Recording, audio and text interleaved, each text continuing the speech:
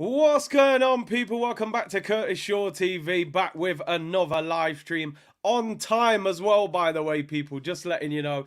Big up to everyone on this Thursday. And listen, we're still riding that wave of, the Emirates on Sunday where we clipped up Liverpool, shot their kneecaps off. EastEnders versus Brookside settings. And yeah, it's been a good week for Arsenal. But as I keep saying, people, there's no point having a good week. You've got to back that up by beating them against West Ham, so on and so forth like that. Big up to everyone locked in. Hope you're well. Been off for a couple days. I was under the weather for a couple days, man. I've been drinking that honey and lemon and, you know how that one goes. So I needed a little break, the cold weather. But I'm back now, people. Press conference reaction tomorrow. I'll be on AFTV tomorrow with James as well. We'll be previewing the Arsenal West Ham game, and obviously I'll be back on here at 2 o'clock tomorrow as well. We'll get all the waffle from Mikel Arteta ahead of the game against West Ham, man. Big up Salman. He said wouldn't be here, my dad is in, hope everyone is having a good day, about as good, love your parents as best as you can, wouldn't be here without them, my dad is in hospital. I hope he gets better soon, bro. Big up for tuning in. Guna Pot said big up Big C, big up the GOAT community. Big up my bro Akeem, Ivan Toney, and Leroy Sané, and a ball-playing midfielder would take this team to another level. Yeah, Leroy is a baller, man. His wages are massive. And 1 minute he wanted to move back to England because his girlfriend moved back to England. Then apparently wants to stay at Bayern Munich. He's been their best winger apparently this season, so hard to get him. But I agree with you. I think it's not rocket science, man. You get a goal scorer, Ivan Toney, or whoever you think it is. You get a Sané or a Neto or an Elise, and then you get a ball playing midfielder like a Barella or someone, to get in there with Declan Rice. So yeah, man, it's not rocket science. But yeah, we'll see what we do. Big up Eros, big up Curtis and the C Unit community. Hope everyone is well today. Arsenal fined for celebrating. It's about time the PGMOL got fined for their VAR mistakes. When you're in charge, and you make mistakes, you don't get punished for them, right? C Unit, big up yourself. Listen, we got lots to talk about today, even though obviously the transfer window has gone. Gunnar G said, Jorginho, for me, without that performance, maybe one more year max, then move him on. By then, our midfield situation should be better and sorted. Well, we're going to talk about that. Hold your, hold fire on that one. And Masterson said, Curtis, I agree with you in regards to Osimhen. He looks average at AFCON. However, see more upside over Toney. Do you know what? I've watched AFCON a bit this tournament, and I watched the semi-final yesterday, and it's I'm watching Osimhen closely, and I'm just like, I don't know what I like about him. Every time I watch him play, he makes chances. He makes chances for himself, which is good. As a striker, you worry when you're not getting chances. But I don't know, man. I don't think I've ever come away from a game and said that Osimhen's got something special about him. I just don't see it. I could be totally wrong. Maybe he comes to the Prem, scores 25, 30 goals. He definitely got a knack of getting chances. I just don't know what he's that good at. But if we get him, I'll shamelessly say he's a superstar. But if we don't get him, I'll say he's massively overrated, which is probably what I actually think. But let's see. AFCON is difficult because the tournament and some of the players you're with are not on the level. Probably looks better for Napoli. So I don't know. Kofi said he's overrated. A lot of people that want him don't watch Napoli religiously. Osimhen definitely has the physical attributes to run things like a Nunes. Don't think 100 million is the right valuation. I've only watched AFCON with the right coach. I think he'd work. And Martin said Osimhen is a beast. Imagine playing like this and he was sick. Every Nigerian win has been because of him and the keeper. And Mindful said I rate Santiago Jimenez, who looks good. But again, is it the Dutch league tax? I don't know. Somebody I think will make a move for him this summer. A couple of things to talk about. And Henry Chris said Osimhen is a baller. A couple of things to talk about, people. First of all, I want to start by talking about Gabriel Magalhaes, the man with the great teeth, the great hairline. And you know what? Great defending this season. I'm glad he's finally getting his flowers. He's getting his flowers. He deserves them. I said it before and I've said it again. It's very easy to get wrapped up in Saliba's, world of brilliance. Which, listen, I always say there's no problem if we're having a debate about two players that play for the same club.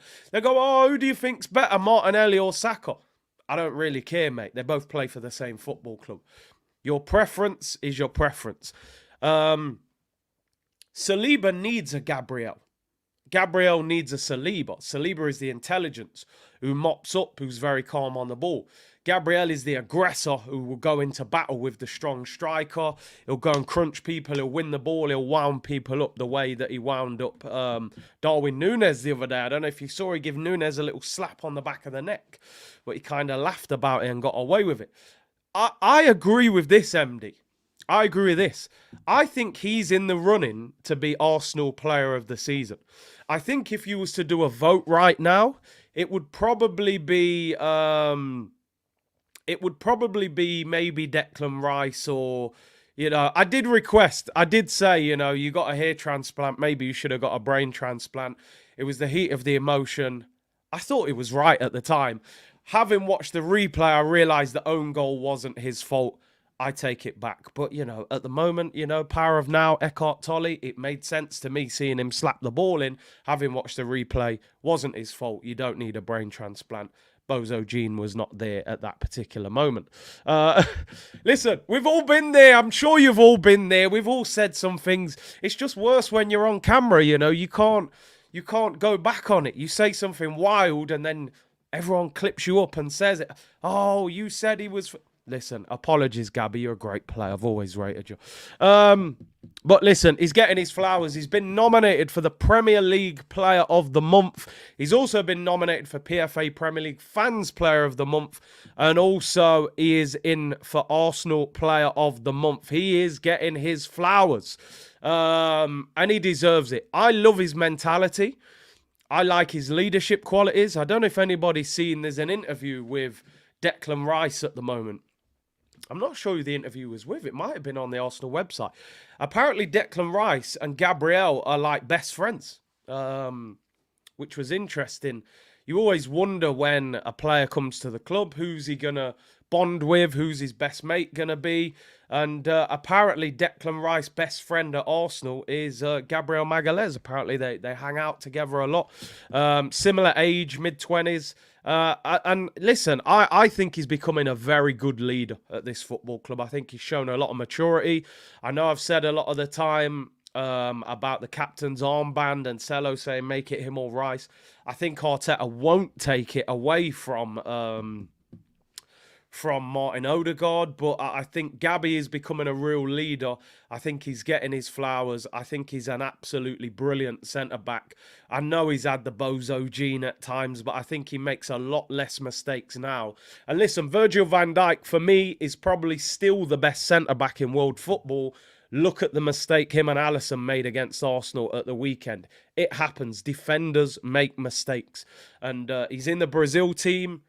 He's a regular in the Arsenal team. He's a leader, mid-20s, signed a new deal. Brilliant. And I hope he wins Player of the Month. Arsenal fans, I'm sure, will do their best to vote him. So, yeah. Do they share wives as well? Well, maybe Arteta will let us know in the press conference. VVD also has a bozo gene. Listen, I think you've got to understand as a defender, if people are running at you 10, 15 times a game, you're playing 50 games a season. You are going to make mistakes. The best defenders make the least mistakes, but you're going to make mistakes. I remember Rio Ferdinand trying to flick the ball over Craig Bellamy's head and Bellamy scored. They make mistakes. I'm sure Maldini made mistakes. It's just social media now. Obviously, you make a mistake, it gets, put all over the place. So I'm delighted for him. H said Konate has been better than Van Dijk this season. Fair play. I mean, I don't watch Liverpool every week. I do rate Konate highly, by the way. You would think Konate and Saliba would be the French partnership moving forward. But listen, delighted for him. OGD said Raya behind him makes a huge difference. with the language. I have to admit, and you made a great point there. I'm going to say, I'm going to give David Raya some flowers as well, because I think that David Raya is quietly doing well at Arsenal. You know, for me, I'll be honest. When that deal first happened and he got in the team and I saw the performances and there were some mistakes there, I was kind of like, nah. Every time we played, I was like, nah, Ramsdale should play. This guy ain't better than Ramsdale. I'm at the point now where I'm like, I can see why you're playing. There are certain things that still need to improve, of course. That own goal, I still think the goalkeeper can do a lot better. I think he should get off his line quicker.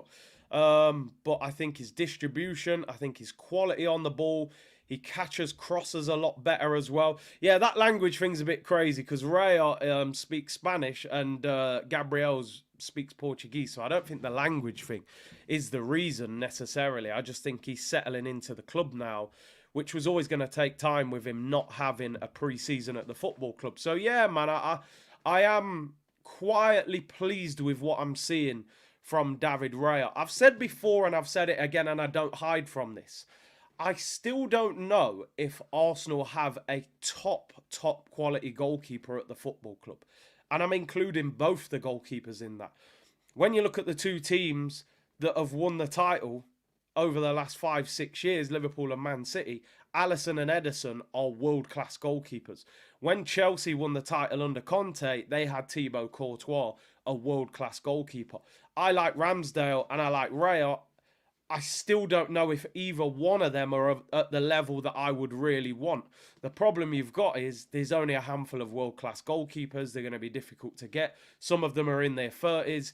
So maybe you've got to try and turn one of them into a world-class keeper. Or maybe you can get away with a very good goalkeeper if you've got top quality defenders in front of them and a great defensive midfielder. So yeah, David Raya is not world-class, but if he's very good and Saliba and Gabriel are rock solid and Rice is brilliant in front of them, you get a Timber back and somebody else, maybe you get away with it. So, yeah, that's where I'm at. I don't expect Arsenal to have a world-class player in every position. I get how it works. He said a lot of Brazilians speak Spanish. I hear you, but I think Gabriel speaks good English anyway, so I'm not sure the language thing is the issue. But yeah, maybe. I don't know. And Highly Wanted said, I watched Osimhen against my fellow countrymen. Stay far away from that fraud. I mean, I watched the semi-final yesterday. It's one game, of course. But again, I wasn't particularly impressed with him. But we'll see. If he signs for us, I'll shamelessly say, he's a world-class striker and I've always rated him. I like to bring a bit of humour to the show. Information and entertainment. So you'll get lots of information during this show. But I cannot believe this story came out on, I think it was the 30th of January. And I haven't spoken about it. And I refuse to leave today's show without speaking about this story. And in fact, it's unbelievable that I've missed this story for around 9 days.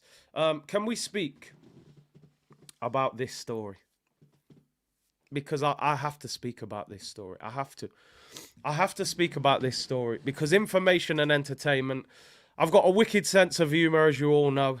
And I refuse to leave today's show without talking about this story about Kai Havertz and the donkey. Kai Havertz, pictured here with 2 donkeys. Some people would say there's 3 donkeys on that screen. I'm just saying what you're probably thinking. I'm sorry. I apologise, but kind of don't apologise. But I want to quote what Kai Havertz said. He said, "Some of my teammates call me donkey. It's not because of my football. It's something deeper." Pause. He said, "From day one, I felt a special relationship with donkeys. It's a very calm animal. Maybe I personalized myself in them because I'm calm too."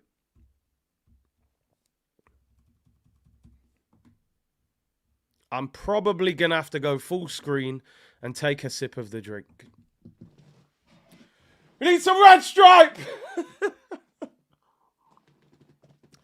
Wow, I mean, listen. When we're signing players, compare yourself to a lion, king of the jungle. Maybe a killer whale. I don't know. A leopard, perhaps. But he compares himself to a donkey. He actually said it's not because of his football ability. And his actual nickname is Donkey. So if I refer to him as a donkey from now on, I don't want anybody to say you're disrespectful, you're being horrible to him, he's trying his best. It's his nickname. His nickname is Donkey. They call him Donkey. Donkey Kong, the donkey out of Shrek. Donkey! That's his nickname. So from now on, if I refer to him as Donkey, no disrespect. It's his nickname, bro. He's a donkey. A 65 million donkey. Rose, that's my nickname. Donkey, that's my nickname. Yo, it's wild. It's absolutely wild. Imagine spending 65 million on a guy that calls himself Donkey. It's crazy. What a story. What a story. You couldn't have wrote a better story for me to run with. I mean, I love it. Some of my teammates call me Donkey. It's not because of my football. It's something deeper. From day one, I felt a special relationship with donkeys. It's a very calm animal. Maybe I personalize myself in them because I'm calm too. There you go, people. 3 donkeys on the screen. The 65... We were calling him a giraffe. He's not a giraffe. Be fair. It's a donkey. Donkey Kai, people. Yeah, nice jacket. Nice jacket. Lots of money, of course. But maybe it is because of your footballing ability. Anyway, let's not diss him. Apparently he had a great game against Liverpool, so we'll leave it at that. What a story. Don't disrespect donkeys like that. Exactly. Leave him at London Zoo. He'd probably miss the front door, to be honest. They used to call Tony Adams a donkey, just saying, well, fair enough, but when you play as good as Tony Adams, I don't mind. Anyway, let's leave it at that. But I had to. His nickname's Donkey. Donkey Kai, we're calling him from now on, apparently. Anyway, let's move on from that. Well, some people said he had a great game against Liverpool because he won an important foul. You know, that's what we're basing it on. Anyway, let's move on. Let's move on. One of the big talking points of the day. Jorginho. I have to admit, in the heat of the moment, I might have said some things. I've realised, looking back, I'm quite an emotional football fan. Not in terms of, like, you know, I'm not sitting here blubbing. But when things are good, I'm like, yo, new contract. Let's get in the armory, all of that. When we lose, it's Arteta out shows, get rid of him. I am quite, you know, and I do balance myself a lot in life. But in football, balance is a bit harder to find, I think. I'm going to be honest. But that's why we're here. That's why we love football. That's why we talk football. That's the beauty of football. You don't need to be balanced all the time in football. At the end of the day, it's not me signing the players and picking the team. That's what they're getting paid 8 million a season for. So I'm allowed to be impulsive or whatever we say. Reactionary. You're a flip-flop. Listen, that's what we're here for, people. Jorginho. Contract runs out at the end of the season. Apparently was linked with a move to Turkey in January. Arsenal wanted to keep him. Fabrizio's put out a story saying the option to extend Jorginho's contract for 1 more year is still valid. It will be available until the end of the season for Arsenal. Mikel Arteta is really happy with his performances.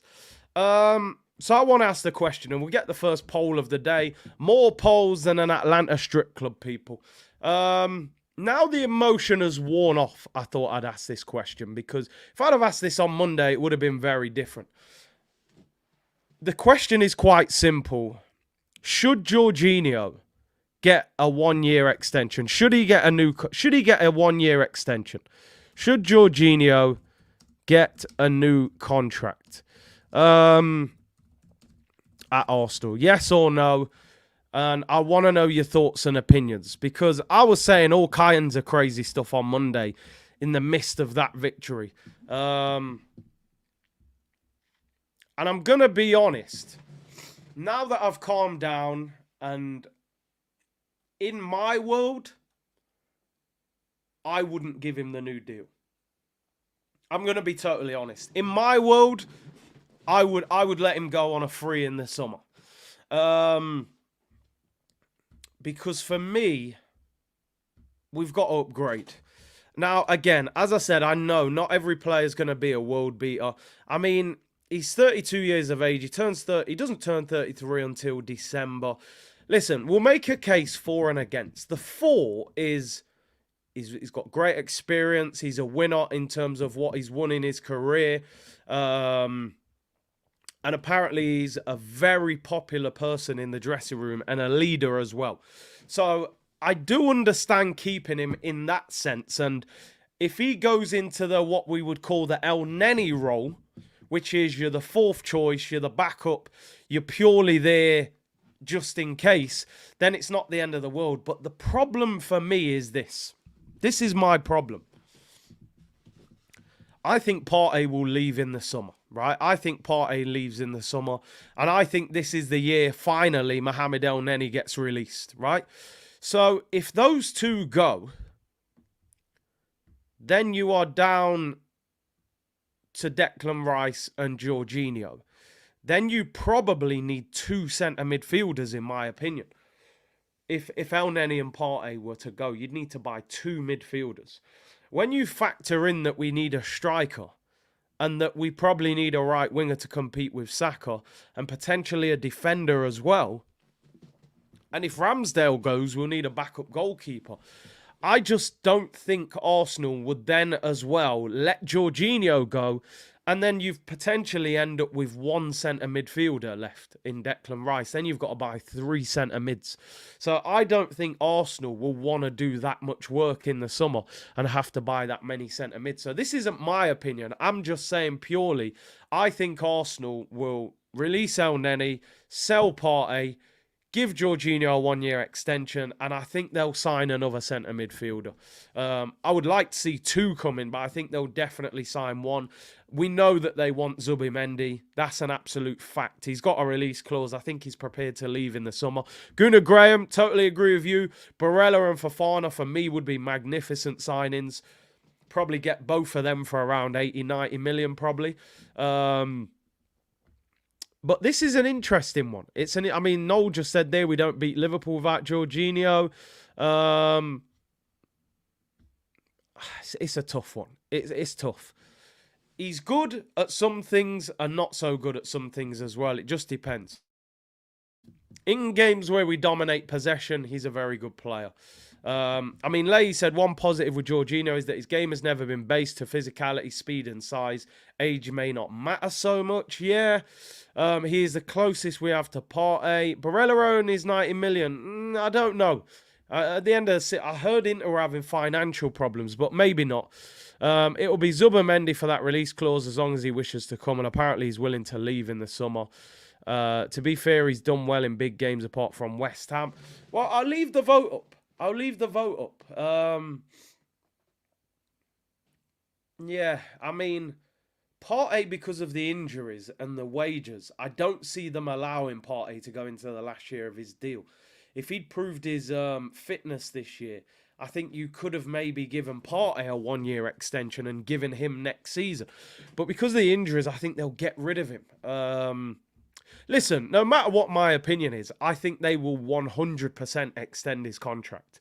I think they will keep him because I think he'll be willing to be a squad player, his experience, and because of what he can do on the ball, I think they'll keep him. Absolutely 100%. I think Arteta will give him a one-year extension. I'm very harsh. I want Arsenal to upgrade from what I consider the bottom of the squad. So my opinion is you get rid of El Neni, you get rid of Cedric, you get rid of Eddie Nketiah, you get rid of Kivior, you get rid of Jorginho. That's how I would operate. I understand it doesn't always work like that. You can't get good money for all of them guys, but that's what I would like to do. I would like to see Arsenal get two centre mids in and get rid of Jorginho and El Neni. But it's difficult. It is difficult. And I think they will keep him. Best thing is, unlike Kai, who has a decent at best, everyone can tell Jorginho had a great game without having to bring up the work. See, that is the one thing that you're right about there. You're absolutely right. Jorginho had probably his best game on Sunday. That was a 10 out of 10, 9 or 10 out of 10 performance in terms of rating. The best rating you've probably got out of Havertz this season is a 7 at best. So at least Jorginho can put in a performance that impresses you and does have a role to play at times, where Havertz, we're still trying to figure out. I mean, he just said his nickname's Donkey, you know. He's like a 1,000-piece jigsaw puzzle you're trying to put together. We just don't really understand it. So I think because of Champions League football, where the game is slower, Jorginho keeps possession very well. We don't really have a player in our team that does that. I think Jorginho will get a 1-year extension. Do I agree with it? If I was being totally harsh, I would move him on. But I'm not going to have a meltdown if he stays, as long as we get 1 or 2 centre mids of high quality in. Imagine if we had Partey, Rice, Jorginho and a new centre mid. That would be decent. A really good new centre mid. But hey, we'll see. The vote's there. Let me know what you guys think. Big up to Whammer. Big up yourself, bro. He's gifted 10 Curtis Shaw TV memberships. You legend. Welcome to the 10 new members. Who have been gifted memberships. Belair, AP420. I can't see all of... But yeah, 10 memberships. Whammer, you legend. I told you, we'll make you all members by the end of the season. Gunat said, Jorginho replacing El Neni. I'm here for it. I understand it. I understand it. I'm very harsh, so I look at things a bit different. But I get the thought process behind it, and it will happen. I'm not surprised that Arsenal are putting the story out now, because we're riding the wave of you know, hype and victory. So they know now to put the story out, it will be more acceptable. Fitz said, are we keeping him because he is quality? If the answer is no, and it should be, then Arsenal are keeping him for the wrong reasons. Are we Boy Scouts or a big club? Someone's got to tell Fitz to just start saying what he thinks and stop holding back. You know, that's my opinion. Fitz, big up yourself, you legend. Always shoot straight from the hip. Listen, it can't be sympathy awards. We've done it in the past, particularly with El Neni. Oh, El Neni's injured, so we'll give him a new contract. It's the Arsenal way. I mean, let him use the physio if he needs to recover, but get rid of him. That's what we got to do. El Neni is definitely like, that should be 100% out of the door in the summer. Cooper said Gabriel is our Iron Man. He starts every game. Brilliant centre-back. Curtis, you know they watch your streams. Listen, Arsenal, they watch the streams, man. They know what time it is. Donkey Kai. Lee Bennell said, big up Big C, C-Unit Business, rude boy. Big up yourself, Lee. He's put it in twice, actually. Twice! You probably didn't mean to put it in twice. Oh, no, he put bless on the end. So he came back again with a bless on the end. Big up yourself, Lee Bennell. Let me end that poll, actually. I'm really intrigued to see your opinion on this. Should Jorginho get a new contract at Arsenal? 67% of you saying yes. 33% saying no. So majority of you, nearly 2/3 of you saying yeah.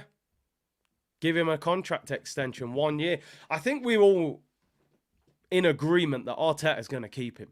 There's absolutely no doubt Arteta's giving him a new deal. He loves the guy. He loves him. For me, this is second season at the club.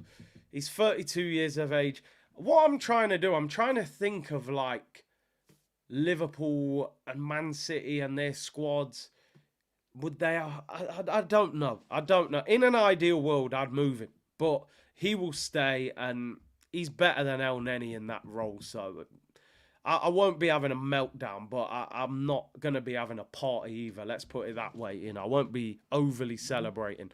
I think a lot depends on how he finishes the season, because the thing with Jorginho is he needs to do it in different games, if you know what I mean. Because Partey is injured a lot, we're going to rely on him more. I mean, for example, Gunnarola said Liverpool kept James Milner. With Milner was never consistently starting. Right, Milner was, they had Henderson, they had Fabinho, they had Wijnaldum, they got Thiago in. So Milner was just drop in and play a game, come out, come off the bench, you know, and things like that, where I feel like Jorginho is actually going to have quite a big role to play in this title running, because Partey's never available. So, yeah, I'm a little bit conflicted on that one, but it is what it is. Whammer said, if it's only a year, yes to Jorginho if we sign a couple of quality DMs to replace Partey and El Neni. Yeah, you go and spend 100 million on 2 centre mids and we've got Rice and Jorginho's just in the background playing the experience role. I can live with that, is what I would say. You know, if he's like second or third choice, then I'm not overly happy. So that's kind of how I would. Would you replace him with Zubimendi? I'm going to be honest, Zubimendi's another one of them players that I can't say, yes, go and get him. I honestly haven't watched enough of him. So a lot of you in the chat have probably watched him more than me. So looks a bit lightweight, but looks very good on the ball. So I don't know with Zubimendi. I'm really not sure how good he is. Make sure you lick down that like button, people. Mash it down, punch it, slap it, caress it, whatever you need to do.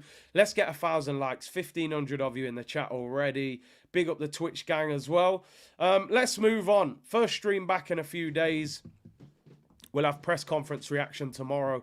Also, I'll be doing the preview with James on AFTV for the West Ham game. I think that'll be out sometime tomorrow night on AFTV, so look out for that. Let's talk about Ivan Toney. Let's talk about man like Ivan. Big Ive. Forgive me, in the title, I put Franks as if there was 2 of them. Thomas Frank, people. Apologies. Thomas Frank done his press conference today. He's basically surrendering. If anybody has watched his press conference today, it looks like a manager that knows he's leaving. I watched it before I started the stream, and it just sounded like, I think he's got an agreement with Ivan Toney that, listen, man, stay till the end of the season, keep Brentford in the Premier League, and you can leave with our blessing. That's kind of the way it sounded to me. He was like, look, there's 3 scenarios. He either leaves in the summer, leaves in January, or he goes on a free at the end of the season. Him going on a free, I think, is out of the window because, no disrespect, I don't think Brentford are a big enough football club to allow a 60, 70 million pound deal to just disappear through their hands. He would be their record transfer of all time. And they could reinvest that into the squad. There's no way they're allowing him to go for free. Keeping him until January makes no sense. Clubs will offer you probably less than half of his value. He's going to go in the summer.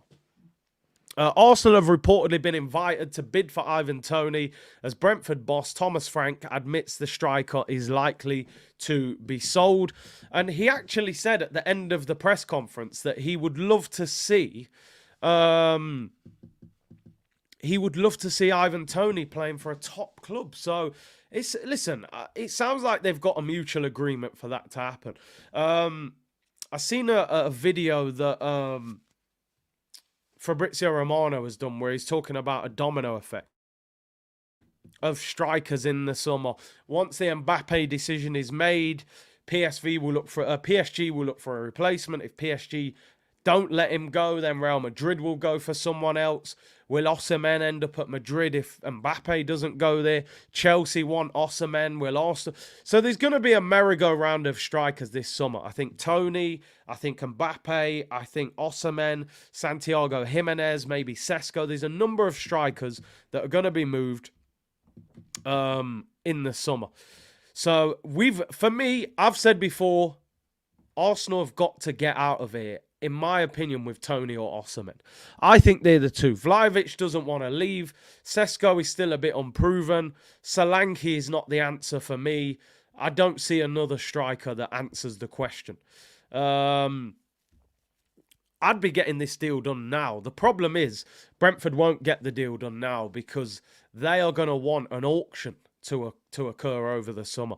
There's even rumours now that Manchester United will be looking for another striker this summer.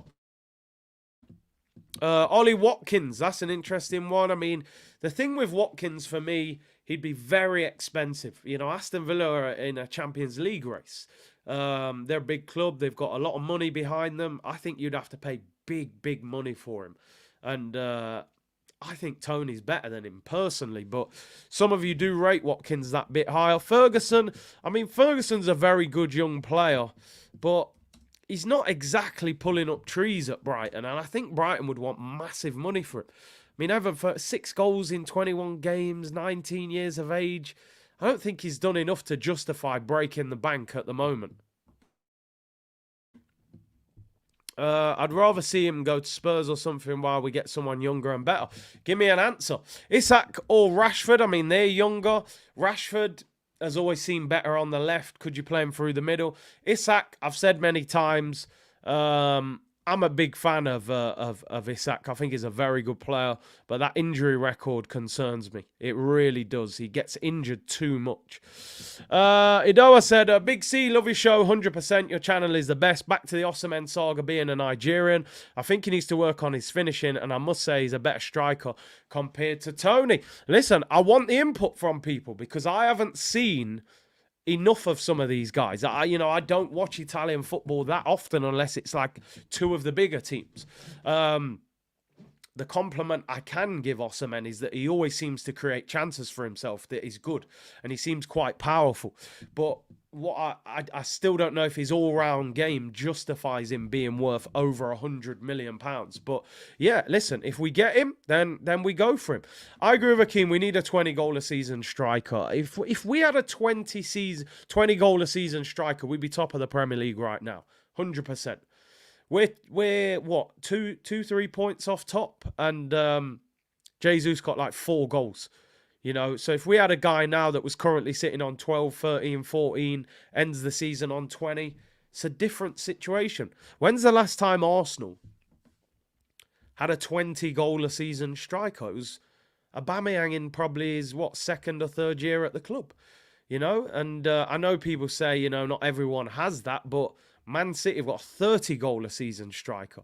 Liverpool have got a 20-goal-a-season player in Mo Salah. We don't have a player at the football club that is going to get you 20 league goals. So I think that's what we need. I do. I really just think our attack lacks that prolific goal scorer. I think at Arsenal, there's too much pressure on our 2 wide players. And that worked at Liverpool, but you had 2 mature, mid-20-year-old wingers in Mane and Salah that had that experience. They were ready to go to that level. I still don't think Martinelli and Saka have reached that point yet. They're very good footballers, but they're still young. They're still developing. They haven't hit 20-goal seasons yet. So I think you need that striker to come in and say, I'll take some of the responsibility off you guys. I'll score 20 goals. And then you two can be more free to play, because I think when Arsenal play, people double up on Saka. They're not that worried about the striker, whether it's Jesus, whether it's Havertz, whoever it is, because I don't think they're that scared of our strikers. If you get a quality striker in the middle, I think the whole front three becomes much more difficult to play against. So we'll see. Arsenal have got no excuses this summer. There's plenty of strikers available. Years ago, Arsenal have strikers like Rice. Bro, since becoming an Arsenal fan, Ian Wright, Dennis Bergkamp, Nicolas Anelka, Henry, Van Persie, Adebayor, Aubameyang. We've always had goal scorers. We've had great strikers. Yeah, we'll ignore the Bentners and the Shamaks and the Park Chu-Youngs of the years, the Eddie Nketiahs. But even Carnus and Wiltords, brilliant players. So the game's changed. There aren't as many natural goal scorers now. Everybody seems to want their striker to be a link-up player rather than focusing on goals. But listen, it's interesting because everything you hear about Ivan Toney and the links, nothing really comes from the Arsenal sources online. So it is interesting because I've always had this feeling like, would Arteta want Ivan Toney? Not so much the player, the personality and the ego. He's a very, how can we describe it? He's got a lot of self-belief. Some people would call it arrogance, but I think you need arrogance to be a top player. But it's just, is he the kind of player that Mikel Arteta would want to work with? I hope so, because I think he's a top talent. And listen, I'm not saying he's a world beater, but I think he can score 20 goals playing for Arsenal. But if they go Osimhen, no problem. He's younger. Perhaps the ceiling for him is higher. He's got Champions League experience and so on. TH said, grew up spoilt with strikers. Since Van Persie, it's been a desert. Aubameyang was a nice refreshment that didn't last long.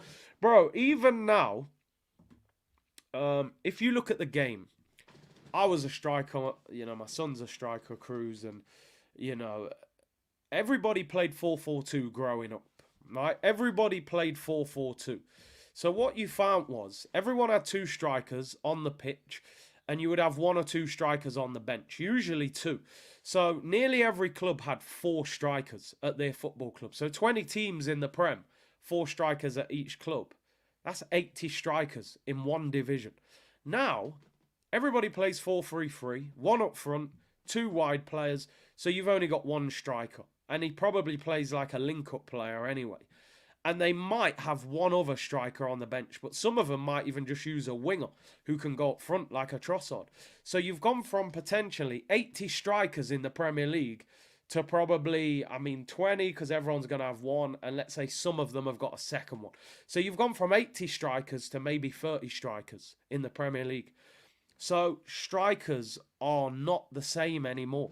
Think about the Premier League back in the day. Henry and Bergkamp, Cole and York. You had like Ferdinand and Shearer. Robbie Fowler, Michael Owen. Even the lower teams, Mark Viduka and Hasselbank. Fabrizio Ravanelli. You go and play teams at the bottom of the league who'd have a bad boy striker. Nowadays, you say go and buy a striker. There's about 3 strikers that you can buy. You ain't getting Haaland. You ain't getting Mbappe. They're the two best. After that, where are you going? All your Benzemas, Suarez, Cavani's, Zlatans, they're all old. So a guy has one good season and you've got to break the bank to sign him. And that's the crazy situation with football now. Because you can't afford him to have 2 or 3 good years. Because now, every club in Europe wants him and he's going to cost you 100 million. And that's the crazy thing about it. Yeah, Idago Johnson, there were so many bad boy strikers just in the Premier League alone. Never mind if you went to Italy and Spain and, Germany. There were strikers all over the place. Now, there's a handful. Let's be real. I like Ivan Toney. I'm always saying on this channel, Arsenal should sign Ivan Toney. Ivan Toney's had one good year in the Prem. 20-odd goals last year. The year before, I think he got about 12. So in reality, he's had one good year in the Prem.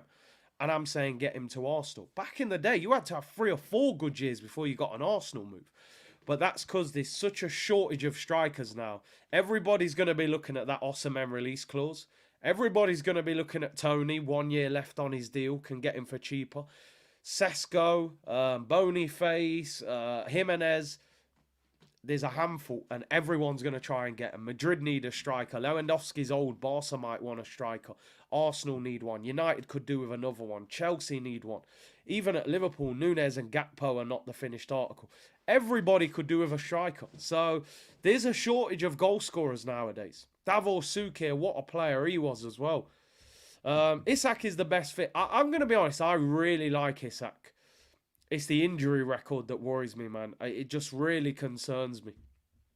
How did City find Alvarez? They took a chance on him. I'm pretty sure every big club would have known about Alvarez. He was playing, for River Plate, one of the 2 biggest clubs in Argentina. I think he was top goal scorer in the Argentinian league. They got him for 20 million. Why did nobody take a chance on him? He's probably worth... How much is Alvarez worth now? So City already had Haaland as well.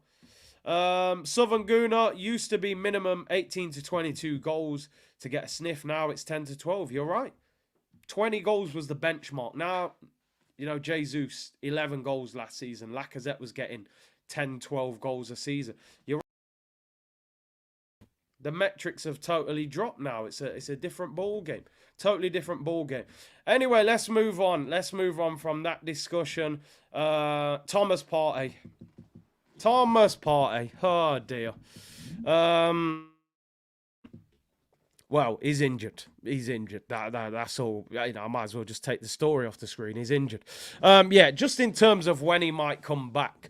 It is thought that this latest setback will not be a serious one for Partey, whose last start in an Arsenal shirt came in August. August, brethren. It's nearly Valentine's Day.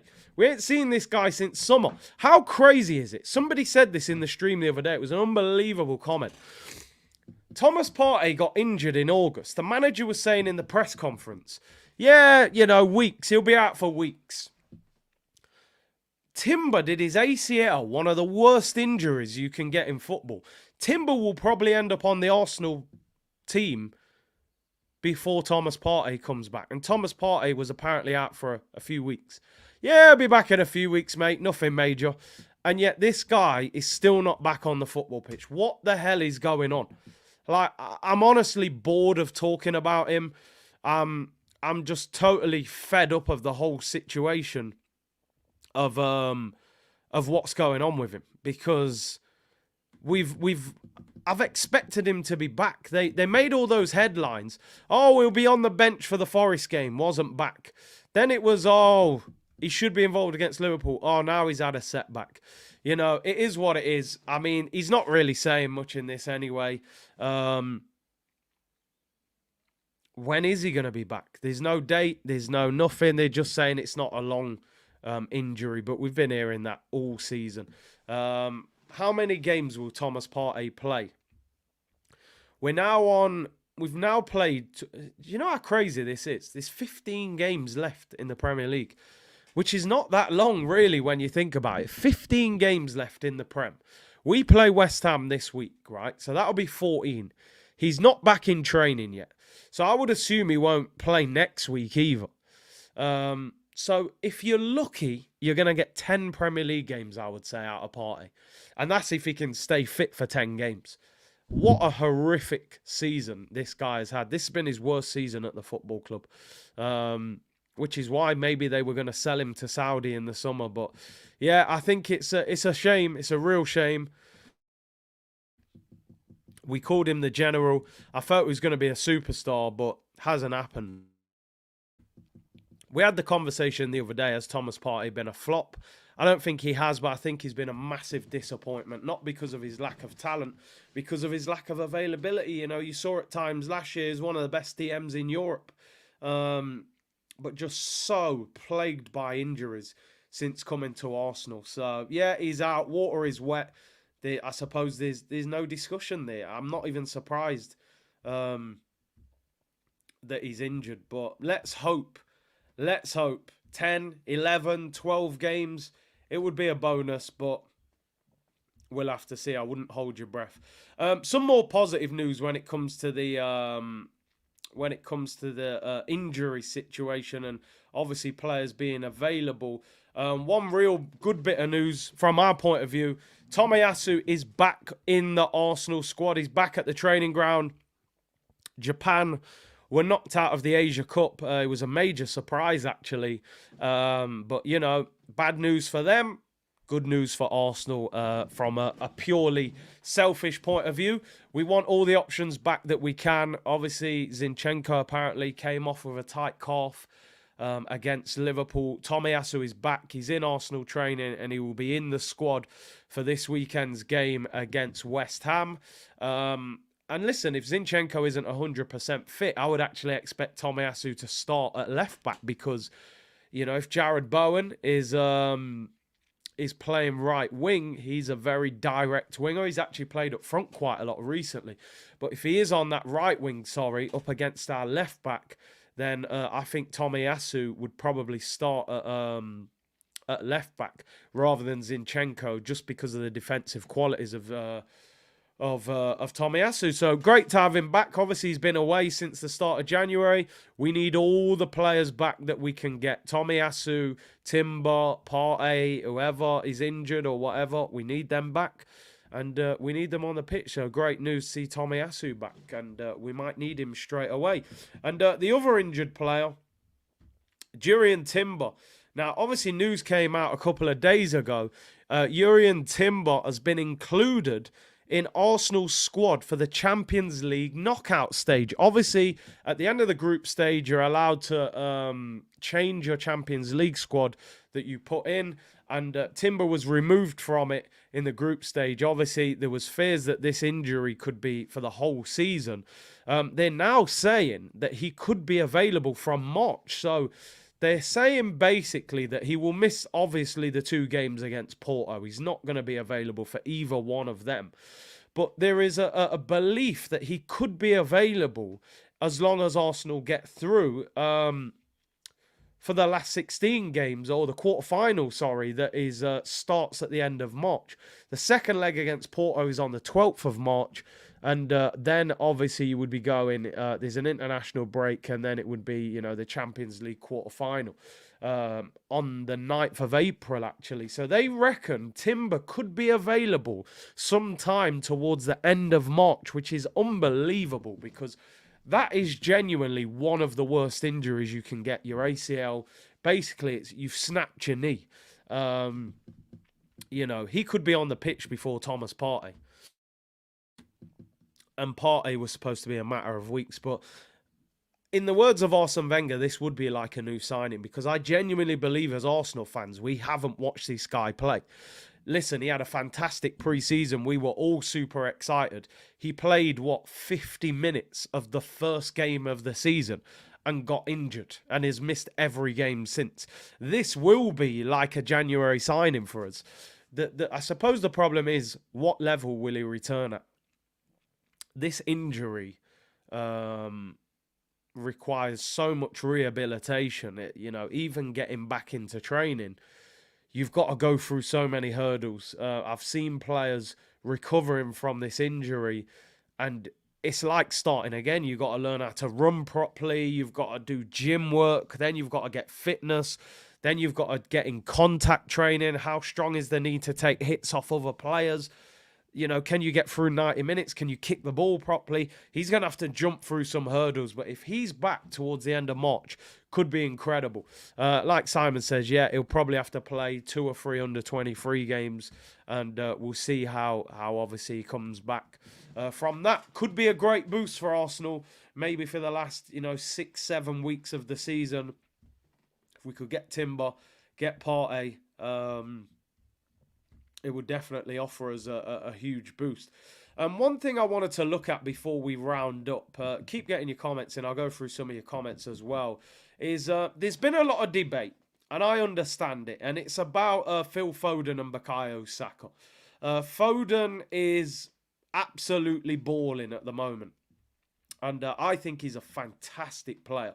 On the eye test, listen, Foden is up there for me as one of, the silkiest ballers in the Premier League. Obviously, Man City fans going, he's better than Saka. Arsenal fans defending it.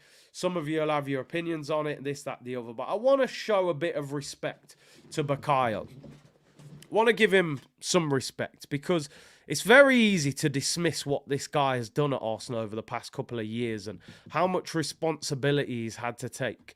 And this is why I do have so much respect for Bukayo Saka as a player and what he produces. And I think we can all admit Saka's not having his best season in terms of performances. There's just no doubt about it. He was better last season than he is this season in terms of performance level. However, I'm going to go through some stats, right? Just purely looking at the last 2 full seasons and this season, because this is mainly when Saka has become like one of the main players since Aubameyang kind of left. Now, what's incredible is people are saying Foden's having the season of his life, and some people are saying Saka's having a poor season. Saka has the same stats as Phil Foden, 8 goals and 7 assists in the league this season. So I actually have got more respect from Saka of what he's doing this season, probably than what he did last season. And I tell you why, because one of my managers always used to say, how good are you when you're not at your best? When you're at your best, it's easy to play well. How good is Adama Traore at his best? He looks like he's unplayable. How good was Alan St-Maximin at his best? Looked like a world beater. The problem is, when they're not at their best, they're absolute bang average. And that's the problem. Saka's not been at his best this season. There's no doubt about it. Everyone's doubling up on him. Fullback doesn't overlap him as much. He's become a little bit predictable, not really using his skill, or maybe hasn't developed his skill as much. But still, in 22 Premier League games this season, he has produced 15 goal contributions in 22 games. So more than one in every 2 games, he is getting a goal contribution. Whether that's a goal or whether that's an assist. You've also got to look at the lad's mentality. Foden has not been through as a football player what Saka's been through. Saka went through, and this might sound dramatic, but I would call it football tragedy. Football tragedy, what happened, missing that penalty for England at such a young age. That can actually set your career back 2 or 3 years, going through what he went through. And I'm not being dramatic. That's a huge thing at any age, to miss a penalty in a finals for your country, you know. That is a huge thing to go through. You've also got to look at this, people. You've also got to look at this, because we're trying to give him his flowers here. Saka, 2 years ago, which was probably his biggest breakthrough season. 38 games, 11 goals, 7 assists. Played every single Premier League game. Last season, 38 games, 14 goals, 11 assists. Plays every single Premier League game last season. This season, he's missed 1 game. 22 games out of 23. This guy hardly ever gets injured. Great mentality. Plays nearly every minute of every game. Not at his best and still producing. 8 goals, 7 assists in 22 games. 15 games to go. I would imagine he will get close to the 14 he scored last year. He'll get close to the 11 assists. He is producing. So I think we've got to focus on what he can do rather than what he can't do. Yes, he has to develop, get a little bit more unpredictable in 1v1 situations. Yes, 2v1, you cannot complain about that, because Iron Robben was 2v1. Mo Salah's 2v1. Bale was 2v1. Vinicius goes 2v1. Great wingers can take on 2 players. That's just part of football. You get that with the respect that they give you, and you're now earning that respect. So he has to take his game up to a different level, but he's developed. You look at his record in the Champions League. First season in the Champions League. He's never played in this competition, no matter what we think about how experienced he is. He's never played in the Champions League. 5 games, 3 goals, 4 assists, 7 goal contributions in 5 games. This kid, and in fact, I shouldn't even call him a kid. He's a grown man. I'm going to respect him. He's a big ass man. He deserves his flowers. He deserves his flowers. Yeah, I'll admit, Foden, silky as hell to watch. There's no doubt about it. It's silk, right? He dribbles. It's effortless. The first two. Foden is an absolute baller. I'm not even here to do the comparison. I'm saying, as Arsenal fans, let's understand how pivotal Bukayo Saka is to this Arsenal team at such a young age, and how much responsibility he's had on his shoulders, and how consistent he is. He scores, he assists. He scores, he assists. Even when he's not playing well, he's vital to this team.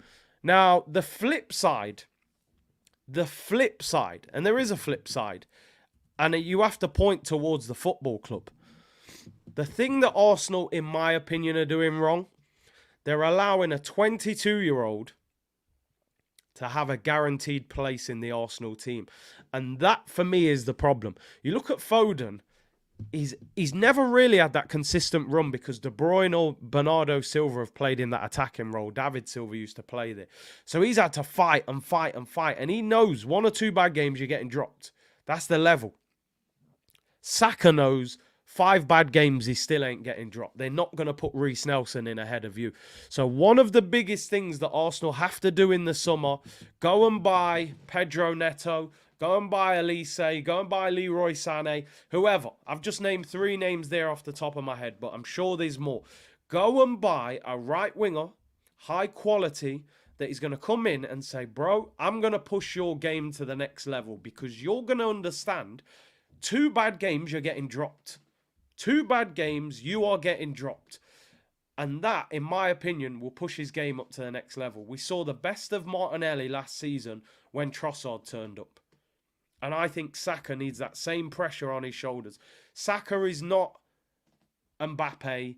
He's not, Haaland. He's not R9. He's not Cristiano Ronaldo. He shouldn't be sitting at Arsenal at 22 years of age saying, I know I'm going to play every single week when I'm fit. He still should be under pressure to get in this team. So for me, Neto, Sané, Elise, if you've got any other suggestions, throw them in. But I want to see a right winger, high quality, come into this football club this summer and put pressure on Saka's shoulders. And then I think you get a better Saka. Snake Eyes, big up working while sick. You got a cold. Yeah, man, I'm trying to shake this cold off. Last couple of days, I sounded like Sean Dyche. You know, there's no way I can stream today, mate. You know, we eat bricks, we eat wood, we eat concrete. I sounded like I'd ate glass, to be fair.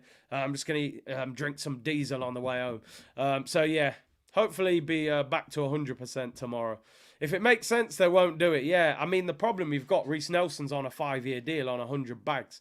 So are they going to buy a right winger, give him 150 grand? You got it, because everything is business as well. So if you're looking at it from a business point of view, you're going to go, right, Saka's on 200 grand a week. Nelson's on 100 grand a week. If you wanted to sign Neto or Elise, you're going to have to give them 120, 140, 150. The club will look at it and say, how can you have 3 right wingers at the club on that much money? So, I mean, listen, I've got no problem with Nelson could get sold. You know, Nelson hardly kicks a ball. Curtis, please explain. I might just be Kroenke in pre-season in Orlando. So, basically, you know me, I'm shameless with it, so I don't hide from it. It was Arsenal v Chelsea in Orlando when we battered them. Was it 4-0? And I think when we scored the 4th goal, listen, I was hyped. Anyone who's ever been to Orlando, right, it's hella humid. I was sweating. Drinks were flowing. The game, it's great vibes. You know what I'm saying? I've been Disney World the day before. Lifetime dream, you know, to go Disney World. And I was like, you know what? We're playing so well. I might even, it could be Kroenke in. You know, shameless settings. Luckily, they never caught it on camera. But yeah, Turkish went and baited me up on the show the other day. But you know me, we're shameless with it, people. It wasn't recorded, so as far as I'm concerned, it never happened. But yeah, it was good vibes at the time, people. Disney World settings, Mickey Mouse business. Simon said, if we get a striker and Jesus stays, he'll become rotation for Saka and a backup. I actually did an interview on FTV the other day, didn't I? And they clipped up a part of it where they were saying, I was basically saying, should we get rid of Gabriel Jesus in the summer because of his injury record? But actually, the solution for me is you sign a Toney or Osimhen or whoever, and Jesus becomes the backup. Or he has to fight to get in the team. Or maybe he can play out wide. I would like to see a new striker in Jesus rather than a new striker and Eddie Nketiah. Eddie has to go, first of all. They're not going to get rid of Jesus and Eddie and then buy 2 strikers. So, yeah, you probably keep Jesus as the backup. And if he doesn't play as much, maybe he doesn't get injured as much, he would be a good impact player. But then how long would he accept those circumstances? He's going to want to be a starter. Young Gunner said, in our current squad, who would you say is the closest to world class? For me, it would be Saliba. Also, who would be an ideal Saka competition? I've always said on this channel, I love Leroy Sané, but I don't think we'd get him. He's on huge wages, and I think he's got a massive, ego. I don't think he'd come and compete to be right winger. I love Neto. I love Neto. His injury record is the only thing that puts me off. I like Elise, but I like Neto. I think he's more explosive. So I think he plays a little bit different to Saka. He's a bit more direct. So I think if you're going to have 2 right wingers, have wingers that have different qualities. And I think Neto's a bit more sharp and straight at the fullback. Elise's an absolute baller. Me personally, I've always said if I was going to Palace, I'd sign Eze over Elise. I'd sign Eze because I think Eze could play for Arsenal in that attacking midfield role next to Odegaard. I would actually sign Eze before I signed Elise. But I wouldn't complain if we got any of them. Who is the closest to world class? For me, Saliba and Declan Rice. Saliba and Declan Rice and then Saka. But it would be those 2 for me. I think at the moment, Declan Rice, one of the best defensive midfielders in the world. And Saliba is outstanding. You know, those 2 for me are the 2 close. And Saka, obviously, you got to put him in the mix, but he's not performing at the same level. But as I just showed, he's still putting up great numbers. And MJ said, Bruno has better stats than KDB. He's nowhere near KDB, and I'm a United fan. Saka is nowhere near Foden on ability behave. There's a reason you don't like Osimhen despite his numbers. No, but you know the difference? I've seen Saka put great performances in. Saka's put in some. He's ripped Luke Shaw to bits. He's ripped up big teams before. Look at his record. He scores in big games. With Osimhen, I haven't seen that much from him, but I haven't watched him as much. I don't believe that Foden is miles clear of Saka. I think this is how I would describe it. I think Foden is technically more gifted than Saka. I think he is. If you're talking about technical ability, touch, awareness, dribbling, things like that, I think Foden has more talent than him. But I think Saka's dealt with more responsibility than Foden. Could Foden go in the Arsenal team and do what Saka's done? He's doing it in a much more difficult situation, Saka. So, listen, on the eye test, it's a no-brainer. Foden is outrageous. But Saka, at times, has carried Arsenal on his shoulders. I'm not sure Foden could do that. So, I think there is still an argument there. But big up on the super chat as well. Big up everyone with your comments. Nearly 2,000 of you locked in. Simon said, I agree with you. How long will Jesus stay? Because he moved here to be a star. It's been reported Napoli are interested. That would make sense. Maybe he could even do that as part of the deal. You know, 110, 120 million for Osimhen. Maybe if you gave them, 60 million, 70 million plus Jesus? I would take that. I think that's a decent deal.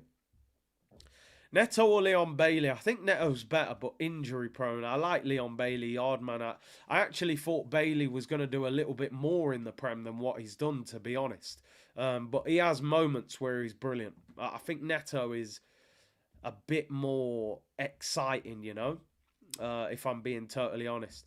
Right, people, thank you very much for tuning in. Really appreciate your support today. Apologies, I've been off for a couple of days with this cold, but I'm back.